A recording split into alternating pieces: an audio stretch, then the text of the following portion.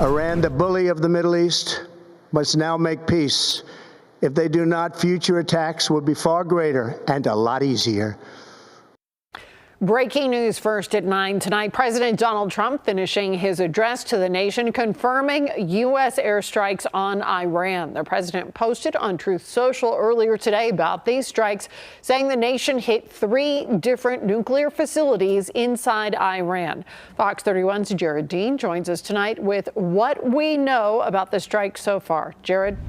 Yeah, Kim, information is still coming in about these strikes, but what we know so far is that for weeks now, Iran and Israel have been bombing each other, trying to take out each other's nuclear facilities. Iran has threatened on multiple occasions that if the U.S. got involved, they would retaliate and say the attacks will result in, quote, irreparable damage. On Friday, Trump said he does not want to send American troops to Iran. The White House has not released many specific details on these strikes, just that B-2 stealth bombers were used, and both Israel and U.S. officials have stated in the past that the bunker buster bomb would be the best chance at destroying those underground nuclear facilities.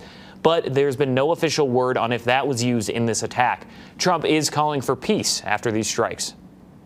Tonight, I can report to the world that the strikes were a spectacular military success.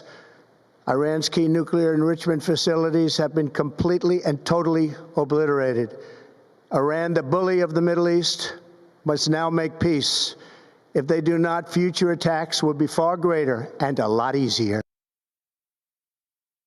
Governor Jared Polis is reacting to these strikes on X, focusing on the safety of Coloradans here in the U.S., saying, quote, I met with my public safety team this evening and directed that they coordinate with state, local, and federal partners to remain vigilant against all threats to Coloradans and the state's infrastructure and military assets. Now, lawmakers on both sides of the aisle have also been releasing statements about the attack. Representative Jason Crow, a Democrat, posted earlier saying this: I'm seeking more information about the strikes against Iran.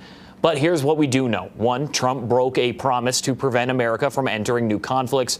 2, Trump has once again exceeded his authority. And 3, Congress must act now and reclaim constitutional power over America's use of military force. Also, Representative Jeff Crank, a Republican from the El Paso County area, Tonight, President Trump took decisive action to stop Iran from obtaining a nuclear weapon, protect Americans, and build peace in the Middle East. Congratulations to the Department of Defense on a successful mission.